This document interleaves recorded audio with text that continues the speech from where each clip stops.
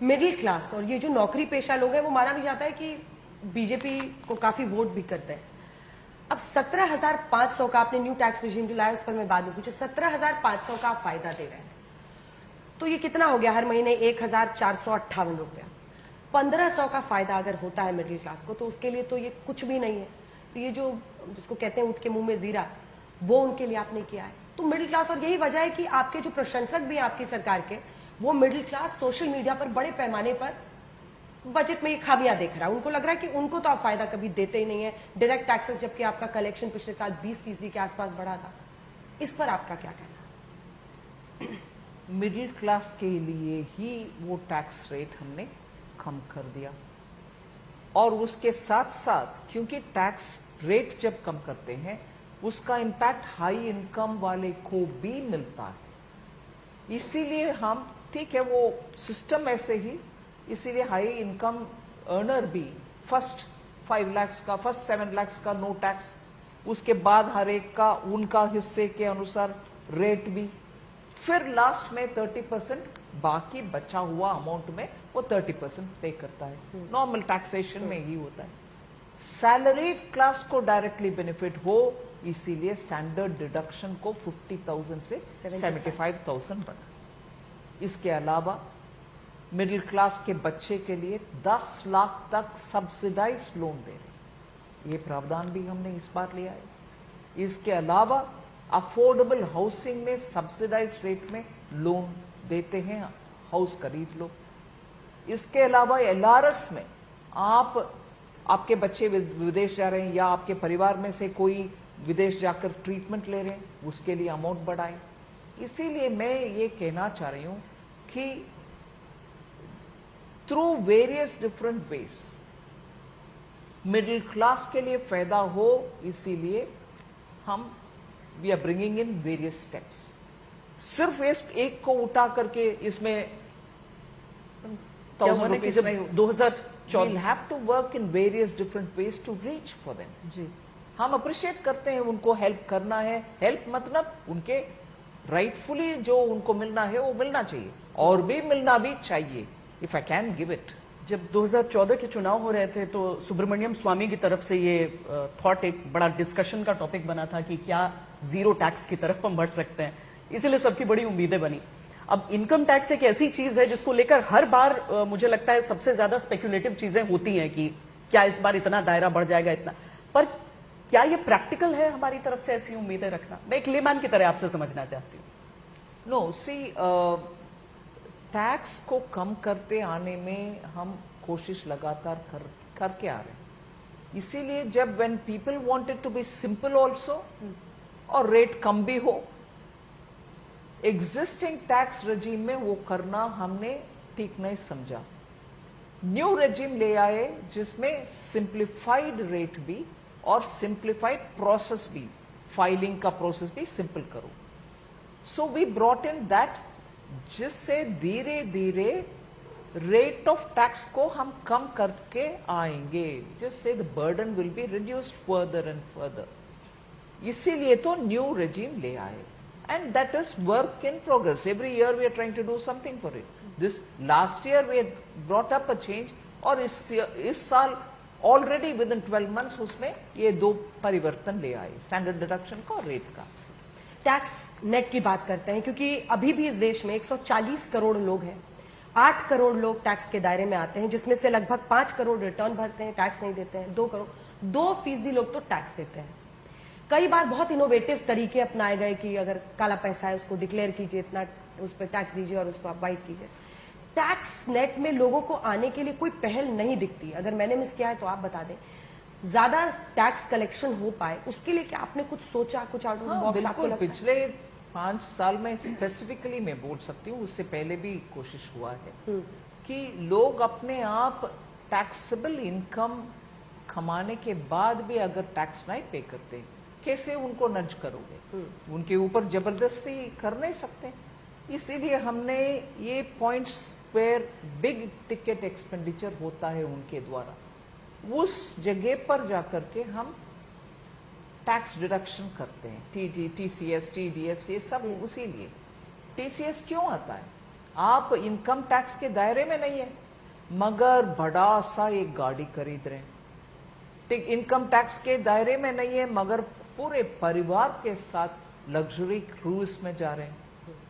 इन जगह पर जब टीसीएस लगाते हैं, हम ये बात बोलते हैं कि when your tax is deducted 1%, 0.5% trail तो मिलता है ये व्यक्ति का।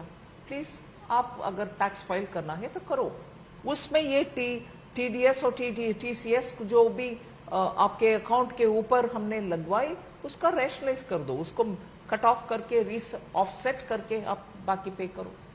सो दायरे में ले आने के लिए ये सब कोशिश होते जा रही है। पर कुछ बड़ा किया जा सकता है। मैं ये इसलिए पूछ रही हूँ आपसे क्योंकि ये चर्चा हर बार होती है। जो सैलरीड है उनका तो सबका, हम लोगों का टैक्स कट जाता है, पर ऐसे अनेकों लोग हैं जो। मैं एक बात स्पष्ट करना चाहती हूँ, सैलरीड है इसीलिए हमारे कट हो जाता है, एम्प्लॉयर कट कर देता है। सेल्फ एम्प्लॉयड लोग भी टैक्स भरते हैं भाई, हम उनको भी थोड़ा सम्मान से बात करें। सैलरीड लोग को सम्मान देती हूँ, ऑनेस्ट टैक्स पेयर्स बहुत है, उनके लिए सम्मान देती हूँ, मगर सेल्फ एम्प्लॉयड लोग टैक्स नहीं भरते हैं क्या? उनके एक्सपेंडिचर को हटा करके उनके उस इनकम जो लेते हैं या प्रॉफिट जो कमाते हैं उसके ऊपर वो भी टैक्स भरते हैं। ट्रेडर्स करते हैं, प्रोफेशनल्स, डॉक्टर्स, चार्टर्ड अकाउंटेंट्स वो भी पे करते हैं। सैलरी सिर्फ नहीं, ये लोग सब भी टैक्स भरते हैं जी। 2% से ये नंबर आगे जाने का आपको जाने क्या के लिए रास्ता हम दिखता है? सब थोड़ा इस विषय को चर्चा ऐसे अब जब हम बात कर रहे हैं अभी, इससे थोड़ा सब लोग को ये समझ में आना चाहिए कि no, it is not just a few people who can keep paying, वो बार बार करते रहेंगे टैक्स। हम सबका भी थोड़ा देश सेवा के लिए सोचना चाहिए। निर्मला जी के लिए एक बात हमेशा कही जाती है, आप शायद अग्री करें ना करें, कि आप पॉपुलिस्ट वादे कम करती हैं। मतलब आप बजट पर ज्यादा, आपका थोड़ा फिस्कल प्रूडेंस के हिसाब से आपका फोकस रह जाता है। लेकिन इस बार कुछ लोग थोड़े से निराश हुए कि रिफॉर्म्स उस हिसाब से नहीं नजर आए जैसा कि आपके बजट को जाना जाता है। मैंने सोचा इस बार बहुत ही क्रिटिकल रिफॉर्म के विषय मैंने बात रखा, very critical. And on this, Bharat देश में अगर हम एक कदम भी आगे रखेंगे, इस देश का इकोनॉमी के लिए इतना वाइब्रेंसी मिलेगी। लैंड बेस्ड फैक्टर रिफॉर्म्स इस बार पिछले 5 साल के बजट में मैं एक बार भी सीरियसली फैक्टर रिफॉर्म्स को उठाया नहीं, क्योंकि बैंक के रिफॉर्म करना था, कंपनीज लिक्विडेशन के ऊपर आईबीसी के रिफॉर्म करना था, जीएसटी में सिंप्लीफिकेशन का एक कदम उठाना था, ये सब चलते आ रही। मगर इस बार फैक्टर रिफॉर्म्स को टच की मैंने, और उसमें स्टेट्स का रोल का भी जिक्र की हूँ, उनके पार्टिसिपेशन और उनके कोऑपरेशन का भी जिक्र कर रही हूँ। लैंड रिकॉर्ड्स का विषय में कैसे हम आगे बढ़ेंगे, डिजिटाइजेशन के साथ फार्मर्स को डिजिटल रिकॉर्ड रजिस्ट्री कैसे रखेंगे, ये सब आ रही है इसमें। सिमिलरली लेबर के लिए और इसके आगे चलते हुए एक एंटरप्रेन्योर्स के लिए इवन बेटर कैपिटल रिफॉर्म्स, ये सब इस बजट में है। मैं एक्चुअली मेरा इच्छा ये है कि लोग इन सब के ऊपर भी चर्चा करें, ठीक है, बिकॉज वो वेरी इंपॉर्टेंट। मैं एलटीसीजी पर आऊंगी, लेकिन उससे पहले एक प्रश्न मेरा इसी पर है कि बहुत सारे बदलाव इस बार विपक्ष का तो कहना ही है कि हमारे स्टेट का जो ऑपोजिशन रूल स्टेट से आपने नाम नहीं लिया, लेकिन आपने जो एक वक्त पर आप लोग, मतलब हम लोग वर्ड क्लाउड बनाते थे कि कितनी बार आपने वंदे भारत बोला, कितनी बार स्मार्ट सिटी बोला। इस बार स्मार्ट सिटी, वंदे भारत, नमो भारत, बुलेट ट्रेन, ये सब निर्मला जी के, वित्त मंत्री जी के भाषण से गायब था। क्यों? मगर काम हो रही है उन सब में। यही बात मैं बोल रही हूँ। 1.5 hours, ओ निर्मला जी का भाषण कभी भी 2 घंटे चलता है भाई, कौन सुनने वाला? उसको कम करो, कम करो, कम करो। इस बार तो हम लोग सोच रहे थे 2 घंटे होगा, अचानक आपने खत्म कर दिया। हाँ। फौरन आ गई और फिर कितने विषय उसमें, जो हर राज्य के नाम लो, नहीं तो उनको कुछ नहीं दे रही हो। वंदे भारत नहीं बोला, उसमें वंदे भारत बंद, स्मार्ट सिटी भी नहीं बोला। नहीं, वही तो मैं बोल रही हूँ ना, काम फ्लैगशिप प्रोग्राम्स थे आपके, काम चल रही है। मनरेगा नहीं बोला, पैसा दे रहे हैं उसका। और आपने हिमाचल बोला किसी ने, पर विपक्ष ने इसको एक्नॉलेज नहीं। नहीं, वो हिमाचल उनके हाथ से निकल रही है, वो मान रहे हैं उस बात। नहीं, लेकिन मैं वापस उस पर आऊंगी। स्मार्ट सिटी को कितने बने, कितना बनना चाहिए, मतलब जनता जानना चाहेगी। मैं भी जानना चाहूंगी कि वो सब आपने है बजट के डॉक्यूमेंट में। अगर कोई 5 मिनट एक्स्ट्रा देंगे, पेज निकालकर देख सकते हैं कि प्रोग्रेस क्या हो रही है हर एक प्री अनाउंस्ड स्कीम का। आपने सिर्फ भाषण में नहीं बोला। कितने ठीक। बोलूं, 1.5 घंटे में कितने बोलूं। एलटीसीजी पर आते हैं, long term capital gains tax. सबसे पहले बाजार, जहां पर आपने 10% से बढ़ाकर एलटीसीजी को कर दिया 12.5%। अब एक्सपर्ट्स का मानना है कि ये निवेश के भी खिलाफ जाता है। क्या, मैं प्रश्न आपसे थोड़ा घुमाकर कर रही हूं कि क्या आपने बाजार में, ये ट्रेडिंग की मैं बात कर रही हूं, क्या बाजार में आपने कोई बबल सस्पेक्ट किया कि आने वाले वक्त में होगा? बहुत बच्चे, बहुत महिलाएं, बहुत युवा ट्रेड कर रहे हैं, डेली बाइंग डेली सेलिंग, शाम में 200 रुपए मैंने कमा लिए। क्या आप कोई बबल एक्सपेक्ट या एप्रीहेंड कर रही थी जिसकी वजह से आपने ट्रेडिंग को मतलब डिस्करेज करने के लिए ये एलटीसीजी ट्रेडिंग में बढ़ाया है 10 से 12.5%? एलटीसीजी में जो भी हमने किया, it is purely done for rationalisation and simplification. हर एसेट क्लास को सिमिलर ट्रीटमेंट देने के लिए ही किया। इसके लिए मैं सिर्फ to make it simpler to understand मैं बोल रही हूं। जीएसटी जब 2017 में लॉन्च हुआ, हर आइटम के ऊपर हर राज्य में कुछ ना कुछ वैट था, वैल्यू एडेड टैक्स था। जब जीएसटी आया और स्टेट्स का वैट को सबस्यूम किया उसमें, उस समय क्या एक्सरसाइज हुआ? हर राज्य के मंत्रीगण बैठे, एक्सपर्ट्स बैठे। What was the exercise? GST में 4 रेट था, आपके वैट तो अलग अलग राज्यों में अलग अलग, उसको जोड़ने के लिए, सबस्यूम करने के लिए डिस्कशन ये हुआ कि रेवेन्यू न्यूट्रल, मतलब अभी आप 10% वैट कलेक्ट कर रही हो, फिर हमारे रेट है 5 है, 10 है, 15 है, 18 है जीएसटी का। ये 5 में जाना है या ये 12 में जाना है? So if your rate will have to be determined. Consumer को जीएसटी आने के बाद रेट बढ़ाना नहीं है, ठीक है, एक थंब रूल है। दूसरा थंब रूल, रेट नहीं बढ़ाना क्योंकि आपको रेवेन्यू ज्यादा चाहिए। सिर्फ ये 2 मैट्रिक्स को रख के, स्टेट लेवल वैट में 10 है तो आप 8 में जाओ या 5 में जाओ, या इसको 12 में क्यों नहीं जाना है? नहीं, we don't want additional revenue, मगर नुकसान भी नहीं होना, सो उसको एक्सरसाइज किया। उस उदाहरण से मैं इसमें एक्सप्लेन कर रही हूं। गोल्ड का एक ट्रीटमेंट, प्रॉपर्टी का दूसरा ट्रीटमेंट, शेयर का 3rd ट्रीटमेंट। ये क्यों ऐसे होना चाहिए? सबको एक ही ट्रीटमेंट दो। देयरफॉर बहुत सारे होमवर्क करने के बाद हर एक आइटम के ऊपर कितना रेट लगाने में रेवेन्यू न्यूट्रल भी होगा और कितने सबका, सिर्फ एक कैटेगरी में 10 से 12.5 को आया है। हाँ। और उसमें भी हमने एग्जेम्पशन दिया 1.25 लाख तक। बट क्यों? क्या मतलब, मैं अभी भी थॉट छोटे लोग के लिए क्या आपको लग रहा था कि सोना अन्य चीजों में मैं जो उसके निवेश लिए है, मैं आ रही हूं।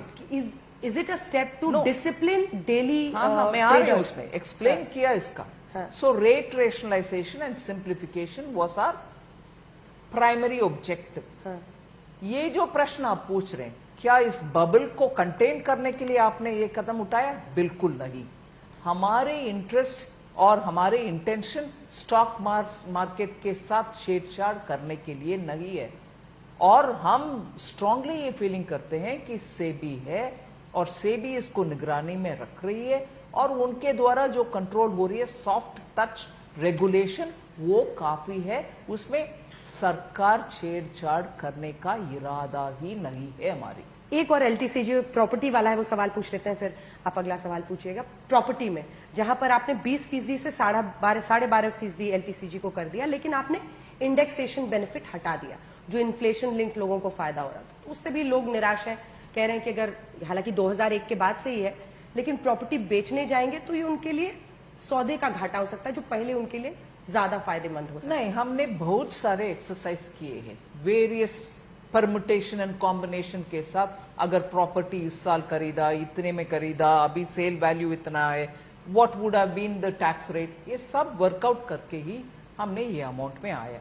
और इसके लिए क्योंकि ये प्रश्न चिन्ह बजट पेश करने के बाद तुरंत बाद से ये उठा, वो तो इनहेरिटेंस टैक्स तक से लिंक कर रहे हैं इसको हाँ। विपक्ष इसको इनहेरिटेंस टैक्स से भी लिंक कर रहा है कि 2001 के बाद की प्रॉपर्टी है, कोई बेचने जाएगा जो माता पिता से मिला है उसको कम फायदा होगा।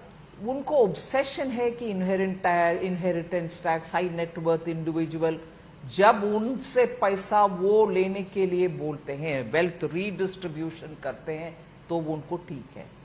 मगर जब हम हाई नेटवर्थ इंडिविजुअल के ऊपर, रेवेन्यू सेक्रेटरी इसके ऊपर स्पष्ट बातें बोले कि इसमें 1.25 लाख पर ईयर का आपको राहत देने के बाद 12.5 लगा लो, और उसमें कैलकुलेशन करने के बाद 80% of the people are on high earnings, जिनके ऊपर ये 12.5, क्या इसमें भी वो आपको आपत्ति है? जब आप वेल्थ रीडिस्ट्रीब्यूशन, जिसके पास पैसा है वो उठा करके आप सबको खटाखट, वो सब आप कहने में अच्छा है, हम कर दिखाने में आपको दुख है, ये क्या लॉजिक है भाई? निर्मला जी, बहुत अच्छे से आपने सब कुछ एक्सप्लेन किया, लेकिन आखिरी एक सवाल के साथ जिसका एक शब्द में आप उत्तर दे सकती हैं। आपके बाकी मंत्रिमंडल के कोलीग्स से भी मैंने ये पूछा कि निर्मला जी के बजट को आप एक वर्ड में कैसे एक्सप्लेन करेंगे। आप अपने खुद के बजट को अगर एक शब्द में बांधना चाहें तो वो क्या होगा?